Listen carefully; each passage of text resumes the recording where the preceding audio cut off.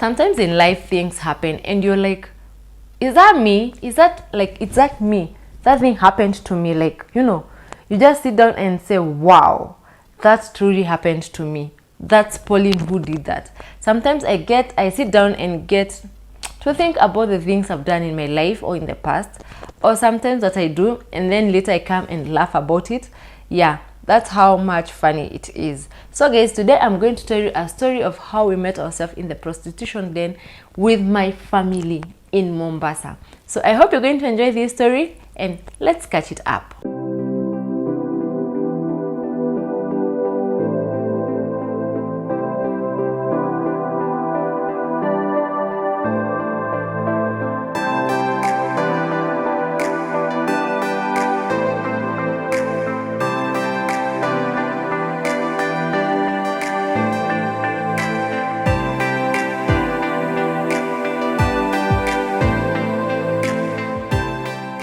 Hi amazing people, welcome back to my channel. It's your girl Pauline here, and guys, today I'm alone here. I'm at the story, it's a story time bench, but I'm alone, and I'm enjoying to taking you through this story. So guys, it was this lovely weekend. Decembers are full of weddings, parties, birthdays, baby showers, baby whatevers. So many people do their weddings in December. Let me just say, it's a festive season, and I think it's the best time for people. I don't know why it's the best season for people to do wedding, because if I have to do a wedding now, I'll do it in May and on Monday. Yeah, that's how serious I am. So I don't understand why people do their weddings in December, but anyway, that's story for another day. So we were invited over by a family member to go to Mombasa for a wedding. And our daughter was one of the star girls. I understand they're called star girls. So our daughter was one of the star girls, and she had to go and prepare on time. So we visited Mombasa 2 days before the wedding so that we can catch up with the preparation. The rest of the girls, the star girls, the rest of the people who are like, we call it holding the wedding in Kenya, but literally it's the people who are the flower girls, the best ladies or the grooms, and you understand that story for the wedding. So those people wear same type of uniform or stuff. Yeah, so our girl was one of them, and we had to go there on time so that she can prepare like the rest. So we left Nairobi and we went all the way to Mombasa. And I remember that time we went with a friend of ours. Yeah, we tagged along a friend of ours so that we can go at least have fun. Despite it being on a weekend, we're going also to have fun. So guys, we left Nairobi and ended up to Mombasa. So we got to Mombasa late, and one thing we were told by the best lady, or not the best lady, one thing we were told by the bridegroom is that we had to take our daughter to make her hair so that she can resemble the others. So guys, reaching in Mombasa late, because we drove ourselves down, so reaching to Mombasa late, it was like we have to look for that salon. So we were given the contact of the salonist who was going to make the hair. We searched for her everywhere, and it was hard for us to trace her because sometimes she's picking up the phone, sometimes she's not picking up. And these people who prepare weddings, or the wedding planners, the salonists, the makeup artists, you call them a day to your wedding, they're nowhere to be seen. Like they're not picking up their calls, they're not replying messages.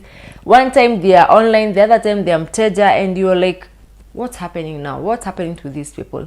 So we had to look for this lady. We went to the first salon that we were told to go, and the lady turned us down and told us, you know what, I'm not preparing any person, or I'm not doing any hair to any baby, so I'm not the one. So she rejected the story, and we were like, so what are we going to do? So what's the style? We can look for another salonist to make our daughter the hair. So we were given another contact, and she said it's okay, she's going to make the hair because it's just the wedding is tomorrow, so she's ready to prepare to do the hair for our daughter. And we were like, okay, cool. So we had to wait there as our daughter is being made her hair, because we didn't know exactly what they were doing, how they were doing it. So we couldn't have done it in Nairobi. Another thing, we had to check the shoes, if they were fitting her, the dresses and everything, to make sure it's perfect. So fast forward, that was done, and then we were told now we have to take our daughter to a place where other babies are sleeping, or they're spending their night, so that tomorrow very early in the morning they will be woken up, they'll be dressed and done for everything. You know, babies, you have to take them easy. You don't have just to like wake up and start waking them up like an adult, like banging, and you know, you have to take their time and wake them slowly so that they can wake up well. So my husband was like lenient. He said that let me just go with her, let us spend the night together, then tomorrow very early in the morning, the time you want us to be there, we will be there. So here is the story. We had to look for a room or a place to sleep where it's near the pastor's place, or where the other people are sleeping. So you know, you can't sleep in north where others are in south. So if it's south, we all have to go to south. So we had to look for a house to a hotel to sleep. Guys, the pastor who was joining these two couples has a place in Mtwapa. The church is in Mtwapa, and they have built their own house in Mtwapa. So we had to look for a place just near Mtwapa, or in Mtwapa, whereby it's easier for us even to take our daughter for preparations, you see. So my husband decided, now because we're here and it's late, we have to get a place to sleep. We didn't know what was about to happen, guys. We truly didn't know. So we drove slowly. My husband drove slowly, looking for an accommodation. So he told us, you guys, you don't have just to sit down there and just enjoy. You have to keep on throwing your eyes to both sides and check for a hotel that you see it's good, and then we can get a room. You know, you are overwhelmed. You're going for a party, you're going for a wedding, your family wedding, and you're like you're so much excited. You're from Nairobi, the rest are from, you know, let's say just within maybe Mombasa and everything. So you feel yourself sugar, you know. So you are like so where are we going to sleep? You know, we don't know this place. We have never been to Mtwapa. I'm like, have you ever heard stories of Mtwapa? I'm like, no, I even don't know anything about Mtwapa. Kwani, what's so funny about Mtwapa? And people were telling us, no, you guys, you just go get a place in Mtwapa and you'll get to know what Mtwapa is. So as he was driving, he saw a very nice, very, very beautiful apartment, like a very good, beautiful building. And he saw down written there, accommodation available. So we didn't know, because you know that eye-catching, you can go to a place and see a building and you're like, yo, I want to spend in this house. The outside itself, the finishing looks perfect. So we saw my husband saw a hotel and said, this is the place now we're going to sleep. And you know, now there are clubs outside. Yeah, there are clubs outside. There was loud music and people were having fun, you know. And you're like, you know, a place where there is fine music and there is music and people are having fun. There is nyama choma. It's like, I'd love to spend my night here. You know, it's a very good place. So we went in. My husband said, let me go in. Let me check the rooms and then I'll come for you. So, you know, it's me, my friend, and the kids who are left. Do you know, my husband pulled, like my husband parked. Before he just switched off the car, 9 women, yeah, did I say 9 women? 9 women were just waiting for him to open the door. And I was like, what's happening? So let me give you some an hint about it. You say when you go to these joints where they make ugali, the Kenyan, it's called the Kenyan delicacy, where they prepare nyama choma, ugali and kachumbari. Once they see a car pulling there, they all run to you. They want to sell to you. Like, you know, 20 people want to sell to one person. And it's hard even to choose. So we thought in Nairobi, okay, in the outskirts of Nairobi, as you're going your way to Shags or to the village, that's what people do. They see a car parking by the side of the road, they all run there to sell whatever they are selling. So when we stopped and my husband was switching off the car, like 9 ladies came. And I thought it's the same thing. So I thought because I could see people eating nyama choma, so I thought it's the same thing. So we were like, wow, these people think we are here to buy meat, but you're not here to buy meat. Don't they know we are tired, we want to sleep? Tomorrow we have a very crazy day, and we want to sleep. And my husband started smiling, you know, like smiling. He just switched off and opened the door. My friend, what did I just see? All the ladies were like, oh my God, hi, you're looking good, you're looking handsome. Some are even touching his muscles, some are even like, you know, these funny women, they're touching him. And I was like, what? Now my friend was laughing, and you know, they call me Sonia, and Sonny, your husband has gone. And I'm like, gone with who? Where? What's happening here? You know, do you know, these women were not even afraid of me. Like, I was just looking at them. I'll just give that look like, what's happening here? Like, are these women real? They're not even scared of me. Even they don't know if this man is married. They're just like all over him. They want to touch him. And you know, no, Mokazi got provoked, and he was like, excuse, I want to pass. Do you know, all the women just stepped behind a little, and he went. So as he was going, some followed him and others were left. They were like looking at him, and I'm like, kwani these people don't know people who are married or people who are looking for market? And I was like, my friend told me, don't talk loud. If they hear you, you will be in problem. It's like they'll feel that you're invading their territory. You know, they won't understand that you're his wife. They'll think that you have invaded the privacy or their territory. So I was like, okay, even I can't step down. We are just going to sit in the car and wait for Mokazi to come back. So we stayed there. At like 20 minutes he was back, and he told us he has gotten some rooms, some simple rooms to spend for the night, because it was a bit late. It was around 5-ish, 6, yeah. So he said, we're going to spend there, because you know, if you see the apartment from outside, I told you guys it was super cool. So he said, we're going to sleep there, then tomorrow very early in the morning after the wedding, we're going to change the location. And we were like, good. Guys, we just took our bags and went to the hotel room. I saw the bed, and the first thing I was like, babe, are you sure? Like, are you sure we are sleeping here? He was like, yeah, you're sleeping here. Like, what's the problem? I'm like, it's okay, but these beds, they're not me. I don't feel like, I don't know if I'm going to cover myself with these bed sheets. I'm like, eish. And Mokazi was like, you know, babe, we're not here for fun. We're just here to sleep, and then tomorrow after the wedding, we'll go the other side of the coast, you know.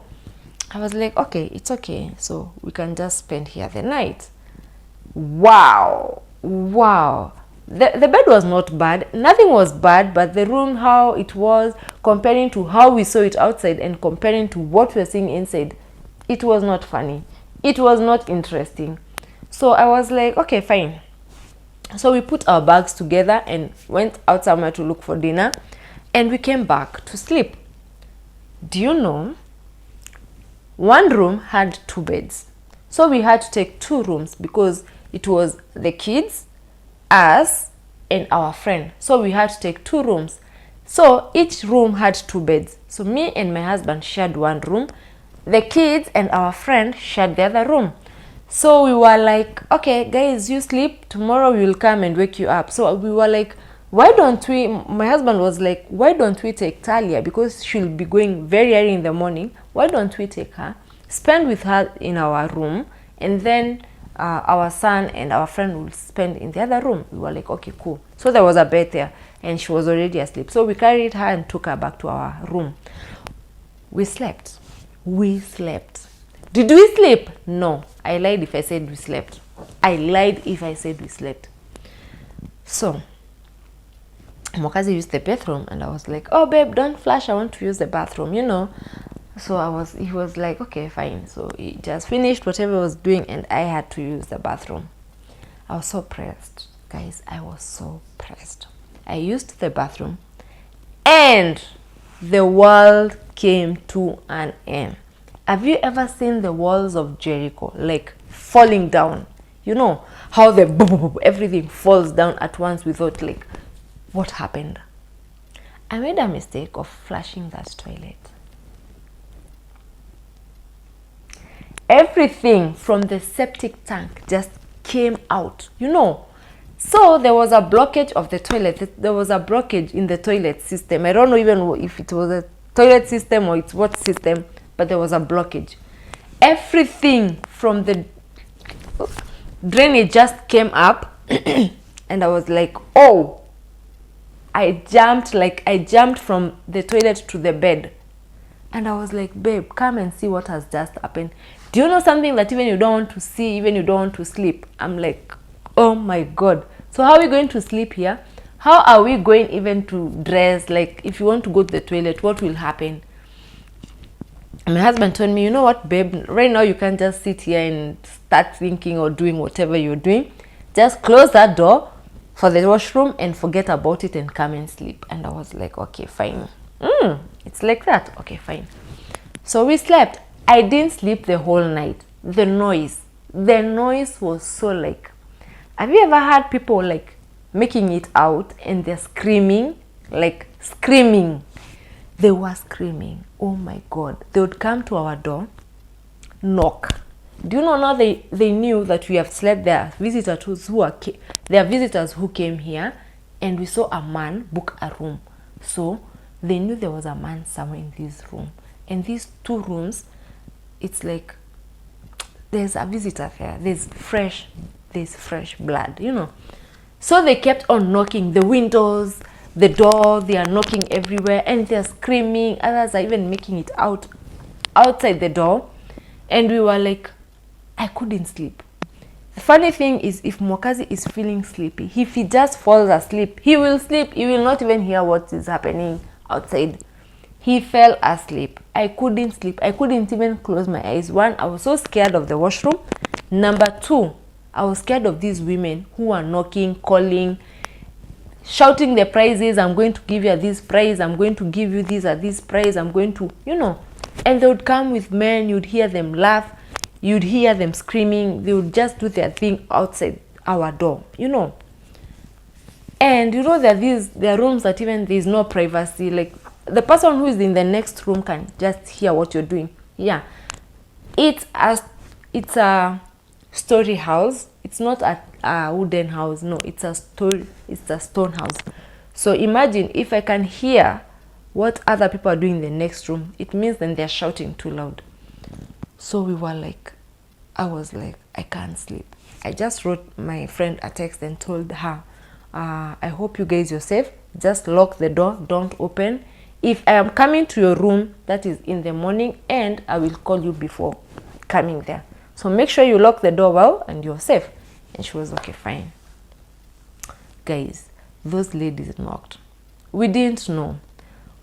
Later on in the morning when we woke up, my husband was like, I was like, babe, you know, I didn't sleep. I'm like this. I'm complaining. I don't want this again. I'm so tired. I was ranting and venting out everything. And he was like, you know what, babe, even I didn't sleep, but I didn't want to show you that I'm not asleep. Because if I showed you that I'm awake, you just complain the whole night. So I just pretend to sleep so that you sleep. And I was like, okay, is that so? Okay, fine. So we woke our daughter very early in the morning to shower her. I told her, let's us go to the next room. I know that room is okay. Maybe our room has a blockage. So I took her to the next room, opened the tap, took some water, and then took the basin, placed it on top of the toilet, and wiped her face, armpits, and everything. So I wouldn't let them shower. There was nothing to shower. There was no space. There was no shower. There was nothing. So I was so pissed off, you know. So I told my friend, don't make a mistake of flushing. If you've used the toilet, just leave it as dirty as it is. Because if you flush, this place is going to flood. What? Guys. She told me, no, you know, I flushed yesterday. And I'm like, yo, if you flushed your toilet then, that's why it was coming up in our place, because the system is one. And she was laughing. I was like, okay, fine. So Mwakazi took our daughter to the wedding place, and we were left. So I had to look for a way how I'm going to shower, how I'm going to change my clothes. Am I going to go on top of this bed and change my clothes? You know, I had to think. I had to come up with a solution very fast before Mwakazi came. And when he came back, so he had gone to the reception and complained, like, you guys, why did you give us a room where it's so noisy, people are shouting and screaming, women and everything. So the thing is, the lady who was at the night shift that day didn't tell us, or didn't tell Mwakazi, that this is a prostitution den, you know. So the guy who came in the morning, and my husband was complaining about the services, everything is poor, everything is badly done. So we were like, we want a refund. You guys are going to refund us because this is like an insult, you know. The guy said, you know, if you see women, there are only women who come here. They book these rooms on time. Like, these rooms are ever paid for. These women pay these rooms for men. And once they come with their own men, they don't tell them to go and look for other rooms to do their own things. No, they bring those men here because they've already paid for. So they pay up front, then they go out searching for men, and then they bring the men in those rooms. And then when you guys, you're sorted, or you've finished your business, now you negotiate your pay and for the room services. So that's what they do. So we were not told that, and I became so mad because I didn't sleep. I felt as if I'm dirty.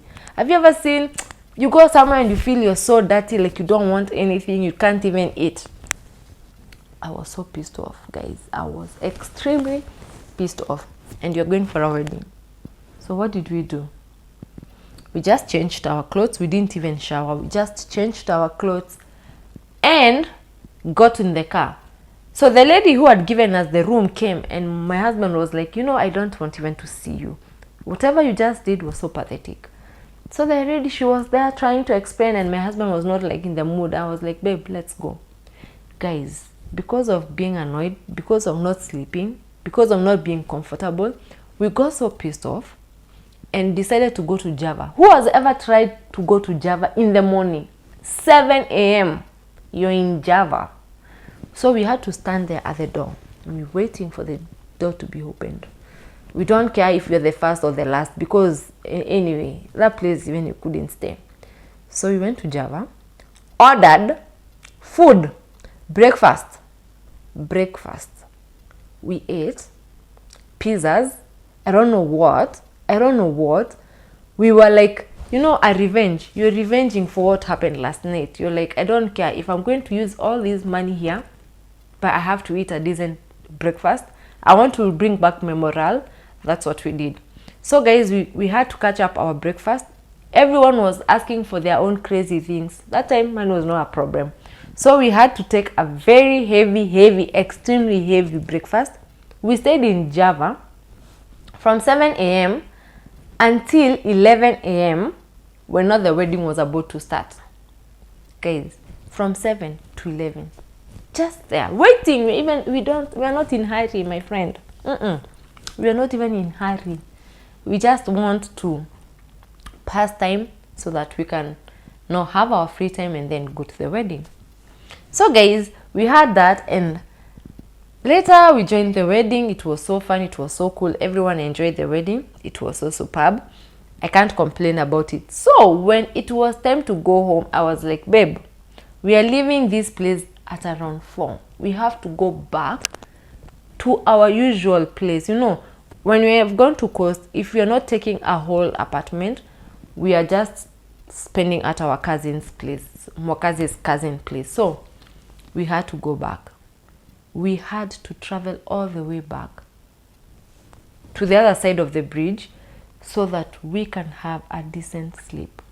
Guys, I just hated mtwapa with my first day sleeping there with all these prostitutes. I don't think I'll ever try that.